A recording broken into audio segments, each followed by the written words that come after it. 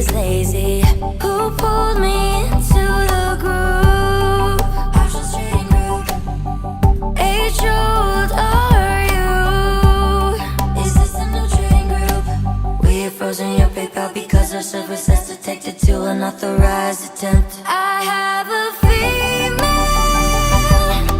friend with a good financial. She have no time to make friends for busy work.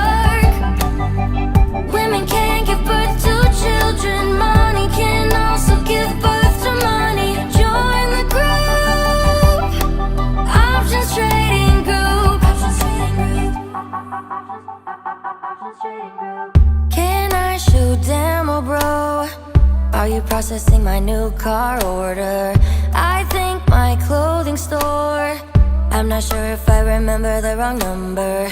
Did you get the lipstick I bought you recently? I earn amazing wealth, please click. Top factory from China, providing homologous processing for many luxury brands. I have a female friend with a good financial. She have no time to make friends for busy work. We go shopping. Women can't give birth to children. Money can also give birth to money. Join the group. Options trading group. Options trading group. Options trading group. Is this the new trading group? All right, guys, I hope you enjoyed that. This video was a ton of fun to make. Don't get scammed out there. Make sure your parents and grandparents don't get scammed. Good morning. Today I'm going to share an uncomfortable story about something that happened to me recently that people don't usually like to talk about. My story might be triggering for some of you, and it might make you feel uncomfortable too. But I also hope to be able to share a few helpful tips so that you can avoid the devastation of getting scammed. And if you have already been targeted, to help you better understand what happened to you and to help you recover. Up until December 5th, 2023, I would have clearly told you, oh, I would never fall for a scam. That could never happen to me. I am too savvy. Does that sound familiar? Do you think you are too smart to be scammed? Too savvy? Too rational to fall for some stupid story? Or has it already happened to you or someone you love? If so, was it something you talked about much afterwards? Or did it leave a feeling of total embarrassment and mortification that you didn't want anyone to know about?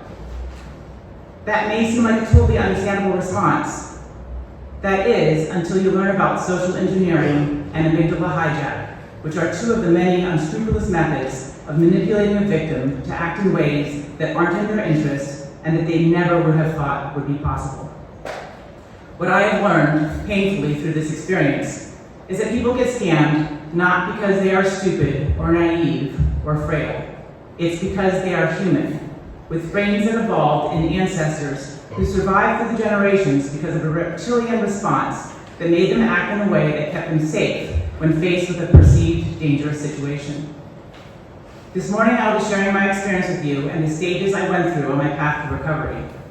I hope to help you better understand how it happens, how it could happen to anyone, and how to prevent and recover from a scam. There are tools I am using to make sure it never happens to me again, and I hope you will join me in trying some of them out together. If you'd like to join me after the service, I'll be diving deeper into some of the resources I've collected since my scam. Through my recovery, I've also begun to understand how humans tick a whole lot better. How so much of our human interaction is influenced by our fight or flight responses. How our rational thinking flies to the wayside when under attack. Whether it's in the case of a scam, a heated interaction on Facebook or Nextdoor, or in the political realm. I don't wish getting scammed on anyone, but I now see what happened to me as an investment in my growth as a human, as an experience which makes me understand myself and everyone around me a little bit better. Maybe by sharing my experience, I can become a positive force in the prevention of scams. Thank you for joining me on this journey. December 6th, 2023, 5 a.m. I can't sleep. What the hell happened yesterday? I'm a savvy businesswoman, have advanced degrees from great universities, am fit, worldly, not super old, and aware that scammers are out there. I've watched videos about how they do it. Yet despite how mortifying it is for me to admit this, and I've been running it through my brain over and over again all night, I got scammed yesterday. Badly, stupidly, furiously, fearfully. So before I'm too embarrassed to tell anyone, and before I implode, here's my story. Now I just have to figure out how to recover. Yesterday I was home alone and in the midst of writing a happy announcement of gratitude about an incredible impact grant my nonprofit had just received. I was feeling all the good in the world. And then my phone rang. I picked up to hear an urgent and authoritative voice from the U.S. Customs and Border Protection Agency. They had intercepted a package of drugs and money that had shipped in my name from Mexico to a Mary Rodriguez in El Paso, Texas. Huh? The officer fired off rapid and detailed information about me, my properties, my bank accounts, quickly establishing her authority and a sense of urgency, as well as her intent to help me deal with what appeared to be a case of stolen identity. She made it clear that this was a dire situation that I would have to clear up, but she was there to help me stop the imposters, secure my assets, stay safe, and avoid legal repercussions. Before I could take a breath, I found myself trying to take notes as I was being instructed on the steps necessary to stop these imposters. The officer questioned me about some newly set up bank accounts with lots of data, details, and very forthcoming answers to my many questions. Despite a sense of shock by the initial call, I was still skeptical and asked for verification. I was sent to the government website to cross-check the names and numbers. The number on my phone was the number of the El Paso, Texas office. Still skeptical, I hung up and called the number myself. I know now that my call was somehow intercepted by a number that matched the number I was calling, and I was back on the phone with the person who had made the introductory hit.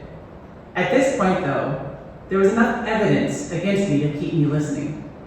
For over an hour, this officer answered all my questions and assured me I was doing the right thing to be wary of what might appear to be a scam. But after some time, she had convinced me, or at least part of my brain, that in order to escape all the bad things that would happen if we didn't address these issues immediately, I had to start following their instructions. I had to act quickly and secretly to stay safe from the bad people who had all of my info and had hacked my identity. And I had to secure my assets from them and demonstrate willingness to cooperate with their office to avoid dire legal consequences. I had to start following their orders. It is completely mind-boggling to me now that I did. I know I am smarter than that, but I totally fell for it. I want to burst out in tears of anguish, anger and despair, and deep mortification that I fell for it. I want to yell at myself and go back in time and simply hang up the damn phone. But here I am, lying awake, trying to figure out how it could have happened, how to remedy the loss, and how to stop anyone else from being so incredibly stupid and gullible. After being transferred to the second person, this time from the FBI, giving me commands one at a time, in detail and with instructions for every move, like a robot with a phone clutched in my hand, I drove to the bank. I don't have any personal assets, but I did have the funds for my nonprofit that I just received, and my daughter's savings were still attached to my account. So I grabbed a shopping bag from the car, entered the bank, avoided eye contact with the manager, who was a friend, as I was instructed, and bravely asked the teller to cash out both accounts, which, by the way, they did without raising an eyebrow. I wasn't sure what was going to happen next, but I was assured that this was the only way to just demonstrate compliance with the government warrant and also secure the funds from the imposters. Really? Red flags, anyone? Bad gut reaction to it all? Yeah, absolutely. Yet, inexplicably, I was compelled to comply. It seems strange, but I better do what he says. And so I was directed to drive to a freaking smoke shop and start shoving large bills into a cryptocurrency machine. I'd never been in a smoke shop, nor ever seen a crypto machine. It felt surreal, even as it was happening. Even as I said out loud, this doesn't feel right, this makes no sense. The FBI would never ask me to do this. I don't believe you. I won't push that button. I still hopped in my car, emptied the accounts, and shoved the cash into a crypto machine and pressed send. It was an out-of-body experience that I simply couldn't stop. It all feels like a terrible nightmare, and I keep wanting to wake up, like I've been doing all night, wondering how this could have happened. There is no realm in my sane mind that could allow me to respond like I did. I feel so violated and vulnerable and unsafe. Finally, after shoving thousands of dollars into a crypto pedestal, just as I was about to start losing my daughter's money, my powerful mama bear brain, part of my brain, must have kicked in. I was finally able to hang up the phone and call 911. I was not going to lose her access to. When the officer arrived and I recounted to him all the stupid choices I had made to get to this point, I couldn't stop shaking and crying and screaming at myself. How does this happen? How could I literally not stop for 3 seconds and Google scammers pretending to be U.S. Customs and Border agents? How did the smoke shop not whack me in the head and scream, no? I now lie in bed, my thoughts racing and my heart pounding. If I don't share it now, before the mortification silences me, I feel that this feeling of embarrassment, stupidity, anger, and loss could consume me. I am embarrassed beyond belief that this happened to me. I'm also terrified that this experience might destroy one of my core beliefs, my basic belief in the good of others, and that I could be someone who lives in fear. I am utterly devastated. Over the course of about 4 hours, I lost over $13,000, almost all the funds for my nonprofit, and I came close to losing my daughter's hard-earned savings as well. I was devastated, embarrassed, angry, and baffled. I knew there could be no rational reason that I did what I did. So for a good week, I decided I must have gone mad. I was pretty sure I wasn't stupid, which is where most people go after being scammed. And I did toy with that idea as an alternative to being crazy. But the more I thought about it, I was certain that if I could allow someone to take over my brain and control my actions, I must be insane. The experience felt completely crazy, out of body and out of control. I cried for a week. But I kept writing about the experience and sharing it on all kinds of social media. I knew if I internalized it, I would put myself into AFib again, and I wasn't ready to die. Sharing it was cathartic, but also brutal. Those who didn't know me claimed I was a crook and embezzled my nonprofit's funds. I was called all kinds of horrible names, mostly having to do with being stupid. But I also found an incredible outpouring of compassion, more than I had for myself initially, and more than I had for others when I heard stories about their scams. You see, like those who are now attacking me, I thought that when you were scammed, you were stupid enough to fall for something, that your rational brain foolishly believed some story that was being told to you. I had no idea that the scammers were just really good at closing down your rational brain entirely and putting you into fight or flight, where your nervous system is controlled by the little nub at the back of your brain, the amygdala. The amygdala. Luckily, after a week of total despair and borderline insanity, as I was using EFT tapping to calm myself down, I suddenly remembered what I had learned from that practice about the amygdala and how it regulates our prehistoric involuntary brain responses. In the days and weeks after the scam, as I read about and watched how the amygdala works, I slowly came to realize the reason that I got scammed was not because I was crazy or that I was stupid. It was simply because I was human. Social engineering is defined as any act that influences a person to take an action that may or may not be in their best interests. So we need to understand these 4 vectors. So first is phishing, email-based attacks. Then second is vishing, that's voice phishing. So any type of attack that comes over your phone, any type of scam like that. Then smishing, which is text-based phishing. So any type of text messages that come in that would be attacks. And then the ishing guy took a small vacation, and we're left with impersonation, which is any in-person attack, someone who makes believe they're someone that they're not. The last area of research was done by Dr. Daniel Goleman, and he coined the phrase amygdala hijacking.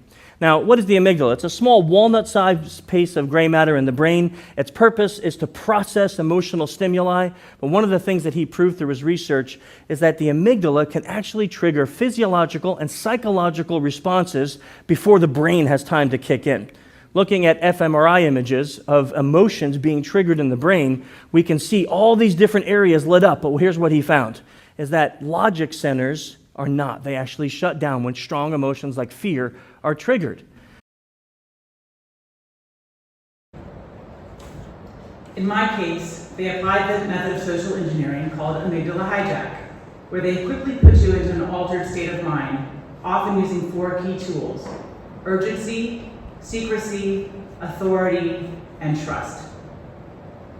For brief moments, while my rational brain was still firing up here and there, I tried to establish that the call was a scam, but they earnestly and authoritatively provided proof that they were who they said they were, by duping telephone numbers and proffering detailed information about me. I was afraid to reach out to anyone and was explicitly told not to, as the threat from the imposters was immediate.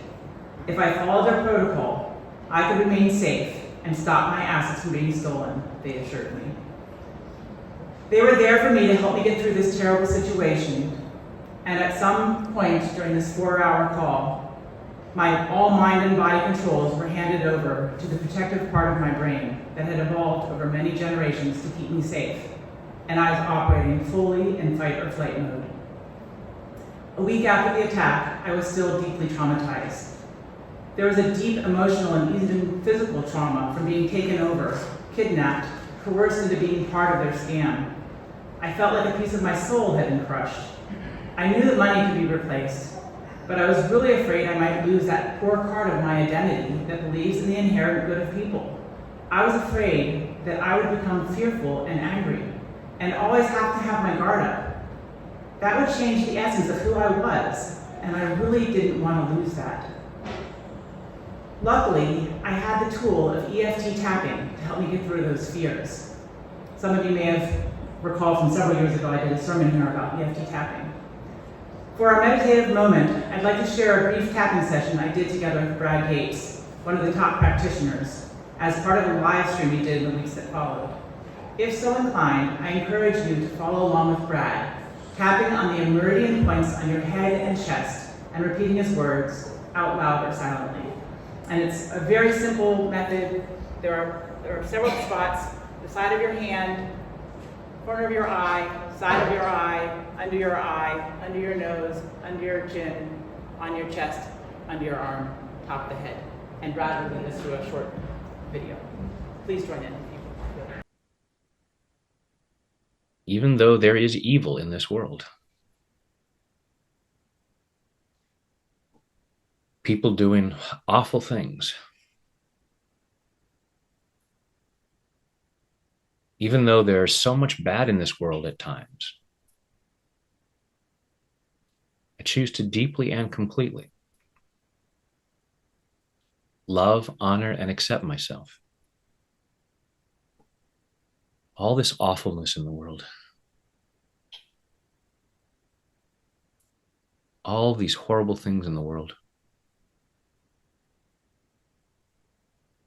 all the evil in the world,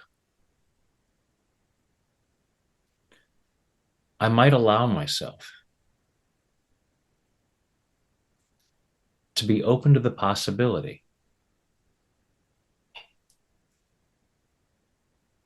that people aren't necessarily evil.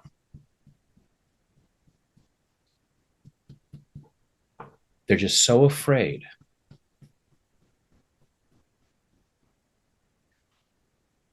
so messed up in so many ways that they commit evil acts. And I may not be ready to be that forgiving.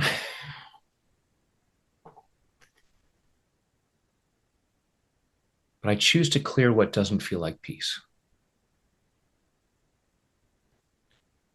First, so that I can feel more peaceful. And then to cultivate peace in the world.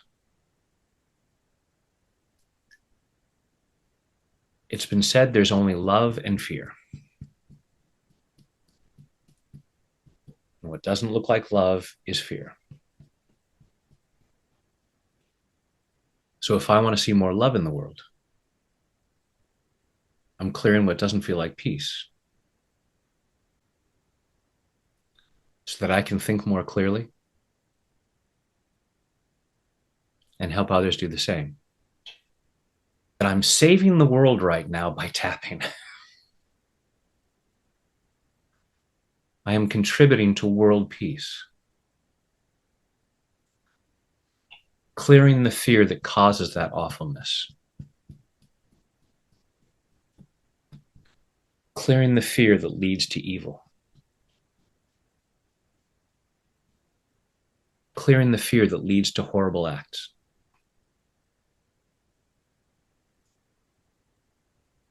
Allowing myself to clear what doesn't feel like peace. Allowing myself to clear what doesn't feel like love. Being compassionate with myself in the process. It's hard to feel peace and love sometimes when I see all that awfulness. But I choose to move towards peace.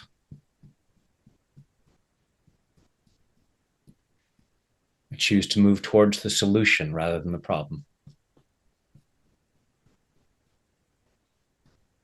Setting myself and the world free.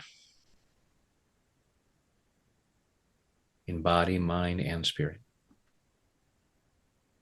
Take a deep breath.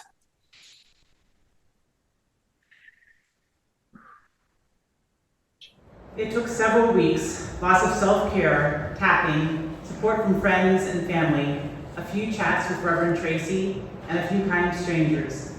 But I slowly started to gain a sense of my mind and body reconnecting. During my research, I found a free scam victim group offered by the AARP, which was incredibly helpful. Even though I was beginning to understand the science behind the scams, that horrible feeling of feeling so freaking stupid to fall for it kept creeping back into my head. But when I shared my story in the group, everyone in the room was nodding, sharing that validation that I wasn't crazy. It had happened just like that to them too. I met some good people who lost everything.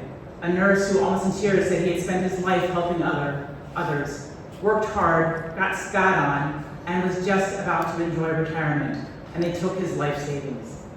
I met an 80-year-old woman who thought she had found one last true love and discovered not only that her partner was a fraud, but he had also stolen all of her money, investments and all. One successful financial advisor lost over $1 million, and while one working class woman bought $1,000 in gift cards for some stranger and was now in dire straits. The scope of scams knows almost no limit, and with the AI technology exploding, they are getting more refined and just going crazy. In 2023, Americans lost an estimated $43 billion to scams, and that number is likely low, as many do not report. The thieves often use crypto or gift cards to make tracing and rescuing the funds impossible. There are fast scams like mine, where you're alerted to a grave danger, a computer virus, a false charge on a utility bill, and the helpful support team gains your trust and assures you that they will help you get back to safety. Meanwhile, they put their psychological tools to use and start manipulating you. Then there are the larger scams that often start with an email or a text message, which can span many months. These scams are brutally called pig butchering, as they establish a trusting relationship, either as a financial advisor, romantic partner, or friend, and then when the pig, the victim, is fattened up enough, they take out the cleaver for the kill, which often means someone's entire life savings. One of the most alarming things I discovered on these Zoom calls was that even months after the scams, many of the participants had still not told their friends and families. They are still in that state of mortification and shame, which are incredibly powerful emotions. But because they cannot get past those restricting emotions, they also cannot heal. By sharing my story and hopefully conveying to everyone I reach that even though it may really feel like it was your fault, being scammed is no different than being mugged. There is no shame if you are assaulted on the street or in your home. Why should we hold on to that horrid feeling of shame when we are assaulted in a scam? If you'd like to join me after the service, I'll be sharing more of my EFT session with Brad Yates on letting go of shame and blame and providing an opportunity to share your own experiences. Finally, as I reflected about what happened to me, I also started to realize how much of our daily social interaction is regulated by our amygdala. When I was sharing my story on Nextdoor, I kept coming across threads filled with anger and outrage about a supposed Mary Fister from the good side of Belfont, who was stirring up the masses with nasty, snarky comments about people infiltrating her neighborhood. It was up in the air whether this regular troll was actually an obnoxious elitist Belfont vigilante, or perhaps instead a satirical creation to entertain us and agitate us with her posts that were sure to garner hundreds of responses. Watching the heated daily engagement with Mary Fister, I made some observations that put what happened to me into a broader perspective. When something ridiculous, insulting, or frightening is said or written, we could just ignore it and move on, which is what we try to teach our kids. But instead, some simple words trigger a powerful response in your brain, forcing you into action. Suddenly, even though you have an email to finish up or a report to create, you stop, you react, and you start firing out a response. Did you really wake up this morning thinking, oh, today I should engage with Mary Fister character to write that she's being nosy or arrogant or aggravating? Should I argue with others about her on the thread? Or was my angered response a sudden, triggered reaction that I had before I could pause and rationally respond, or just move on? And then similar to the pig butchering scams, when I look at the people who have been fed words of fear and hate over and over again, I can almost understand how their brains have been hijacked by the cult-like political rhetoric and conspiracy theories like the world is run by a cabal of Satan-worshipping pedophiles, or the election was stolen. Just like it happened to me in the scam, the amygdala responds to this great perceived threat and goes into overdrive. And suddenly you are acting in a way that may not be in your best interest. Knowing how much mortification and shame can be tied into being scammed, whether financially or politically, further shaming or attacking that person about it won't be helpful. That just helps keep them in this hijack where they feel safe from the fears and hatred and embarrassment that put them there. Our brains lock down into that belief because it would be too mortifying to find out we were wrong. If it isn't true, how could I possibly have fallen for it? That would mean I'm stupid. So it feels safer for me to keep believing something that is completely illogical, to remain in the scam. My takeaway from this broader understanding of how the amygdala works is that if we are to thwart scammers and pull people out of cults, the path cannot be one of aggression, but rather of compassion. When we can stop the fear and self-loathing and mortification, when we can slow down and breathe and relax, we can return to our thinking brains, make good decisions, and see the scams for what they are. So before we are done, I don't want to leave you here thinking there's nothing you can do to protect yourself. I was very nervous about being at home alone after this happened, not knowing if it could happen again. I didn't want to distrust everyone all the time. So I decided when the phone rang, I would put myself in high alert in that moment and be ready for whatever call I got. I put up my fist and I go, ha! And I'm prepared for whatever happens, getting my brain activated. When it's a school looking to join my nonprofit program, I can breathe out and have a good conversation. And when it's the U.S. Customs and Borders again, I can pull out all the expletives I have in my brain and let them loose on the caller and then hang up. And that has happened twice since it happened, the exact same call, and I let them have it. I can be relaxed and trusting most of the time, but if there's anything that could be potentially dangerous, I now know I am prepared for it. There are other ways to be prepared too. First, learn about all kinds of scams that are out there so you recognize them faster. The AARP is a great way to start. I was going to have a QR code for you up here that you could scan and get all the information from that one code, but I've just taught you, don't click on links. So if you go to AARP or you want to come talk to me, and I can show you all kinds of really great resources that I've collected over the last half year. If you receive a call or message from some authority, it's okay to hang up. Get someone to be there with you as you initiate a call to the supposed official. The government will not call you if there's an urgent issue. They will send someone to your door. They will never ask you to send money. Don't click on any unsolicited links. If you have already done that, Take your computer to a specialist to have it deeply scanned and remove any installed software, especially AnyDesk, which allows others to control your computer. Have a code word ready for emergencies from your family. They now have AI devices that can mimic your daughter's voice calling you from the side of the road saying, Granny, or your mother, granddaughters, come get me. And if you can say, hey, what's the code word, and they don't know it, it's probably just AI. The biggest thing you can have on your side to avoid being scammed is time. Step away for at least 30 seconds. Take 3 deep breaths and breathe out slowly. Tap your collarbone. Reach out to someone, even if they tell you not to. And hang up the damn phone. Turn off your computer. Leave the situation. And if it still happens to you or someone you love, reach out to your communities for support and forgive yourself for being human. You are not to blame. It could happen to anyone.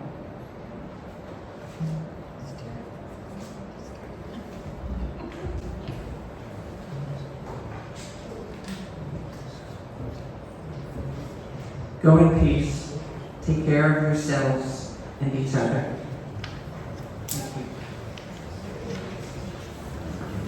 Thank you.